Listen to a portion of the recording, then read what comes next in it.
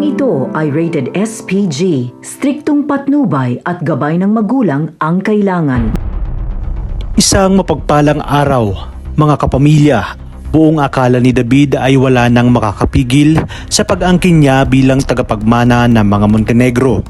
Ngunit tila matutuldukan na ang tanong sa isipan ni Ramon dahil sa pinagawa niya kay General Ribas.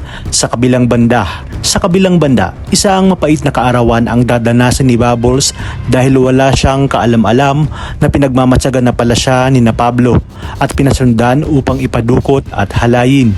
Hindi siya magagawang protektahan ni Tanggol dahil sakto rin na dumalaw ito sa kanyang kapatid na si Santino at napaaway pa nga ito matapos ipagtanggol ni Tanggol si Santino laban sa kalaban nitong Mandaraya.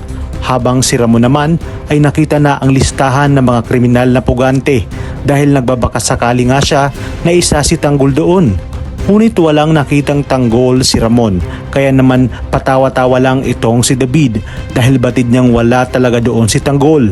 Magbabago ang aura ng mukha ni David at kakabahan ito nang sinabi ni Ramon na bigyan siya ni General Ribas ng mga listahan ng bagong laya at paniguradong naroon na si Tanggol. Kabadong-kabado nga itong si Olga at David at sa pagkakataong ito ay hindi nila mababayaran ang bagong chip ng Bilibid dahil nga istrikto ito at walang bahid ng katiwalaan. Kung sana'y ibang chip ang pumalit kay Chip Espinas ay paniguradong mababayaran nila ito ng pera upang hindi makuha ni Ribas ang mga impormasyon patungkol sa mga bagong laya. Kaya naman sinabi ni Olga kay David na ang tanging paraan na lamang ay unahan nilang mapatay itong si Tanggol.